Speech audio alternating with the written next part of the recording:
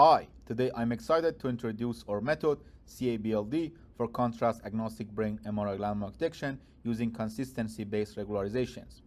You can also scan the QR codes shown here to access our paper and its public implementation. Brain MRI landmarks are essential for neurological disease diagnosis, surgical planning, and image registration quality control. However, existing deep learning-based landmark detection methods depend on large annotated datasets, which are difficult to obtain due to the cost and time required for expert labeling. Another key challenge is cross-scanner and cross-contrast variability, which can significantly degrade the model performance. Prior works have attempted to address this using expensive similarity metrics like mutual informations or by training multi-contrast datasets. However, such data are scarce, and contrast synthesis methods often rely on dense, manually segmented labels. To address this, we developed a novel framework designed to overcome the reliance on extensive manual annotations. Here you can see our framework, which is a self-supervised deep learning framework for anatomical landmark detection requiring only a single reference annotation. The process begins with contrast and geometric augmentations applied to the scans to improve the robustness. These augmented scans are then fed into the model to generate the landmarks. Next, the generated landmarks are aligned with the template annotated landmarks, and finally, the registered landmarks and scans are used to calculate the loss functions. A key component of our framework is the consistency loss, which has two parts: subject to template consistency, which aligns registered landmarks with the template annotated ones, and cross-subject consistency, which enforces the alignment among the subjects in the template space. If landmarks truly represent the same anatomy, they should cluster tightly in the template space. We also include the registration loss, measuring the image similarity between the template and registered scans. An adaptive coefficient balances these two losses, emphasizing registration early to learn anatomy and shifting toward the consistency later to refine the landmark predictions. To improve generalization across different and unseen MRI contrasts, we use 3D random convolution for contrast augmentation applied for the first time in the 3D medical tasks. The idea is to simulate diverse contrast variations while preserving anatomical structures.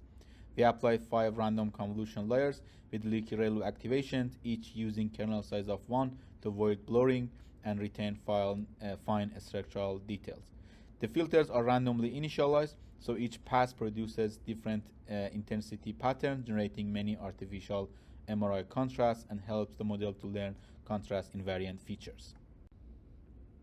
For our training, we used 1,544 unlabeled brain MRIs from multiple public datasets.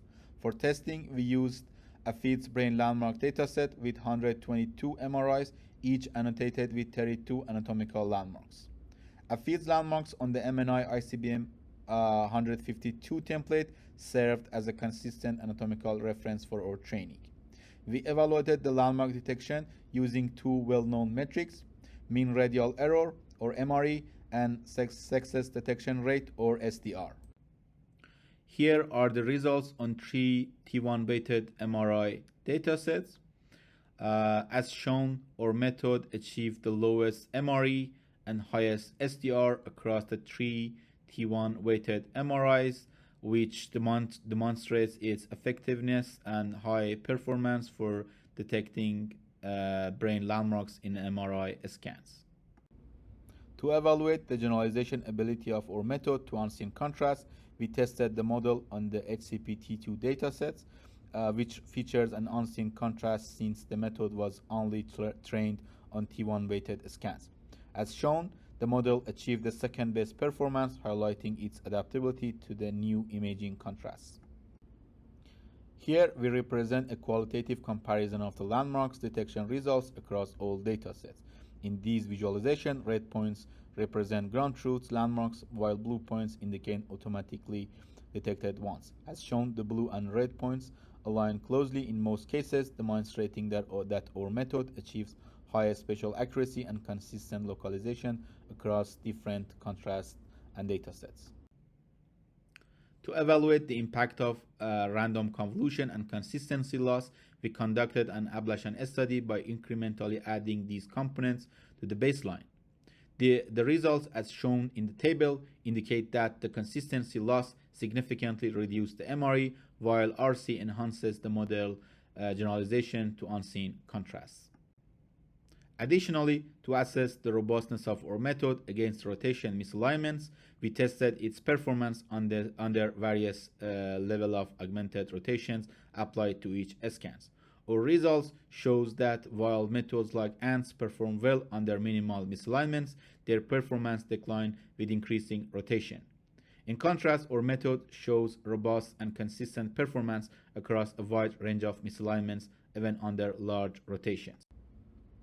In another experiment, we tested how sensitive our framework is to the choice of a template. We used ICBM 152, a widely adopted brain MRI atlas built from young adults. To assess its impact, we grouped subjects by age and computed the MRE for each group. The errors were similar across the groups, and ANOVA tests showed no significant difference, and thus, despite using a young adult template, the method generalizes well to the older subjects. We also examined whether the inter-landmark distances produced by our model could serve as a biomarker for neurodegenerative disease.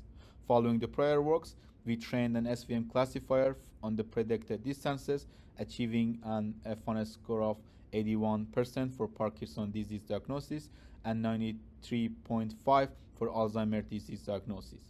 These results demonstrate that our model-generated landmarks are effective biomarkers for both PD and AD.